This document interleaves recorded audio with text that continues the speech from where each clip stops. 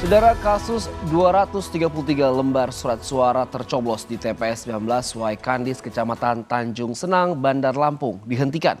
Petugas KPPS pun diperiksa penegakan hukum terpadu atau Kagumdu.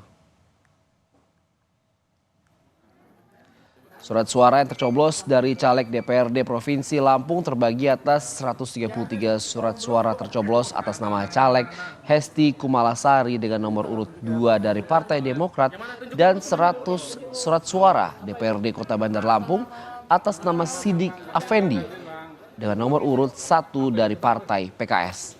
Usai temuan ini, KPPS langsung menghentikan pemungutan suara dan selanjutnya seluruh logistik pemilu TPS 19 Waikandis dibawa oleh petugas ke kantor kelurahan.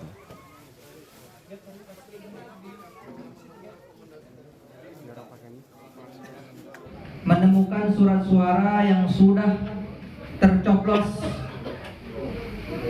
di nama caleg DPRD Provinsi atas nama Netilia Sukri SEMM, nomor urut 2 dari Partai Demokrat, sebanyak 133 lembar. Pemilih yang lain menemukan surat suara yang sudah tercoblos kembali atas nama caleg Sidik Effendi SH-MH. Semua petugas KPPS kita lakukan pemeriksaan hari ini. Kita periksa hari ini. Kalau sanksi terhadap calon ada nggak itu?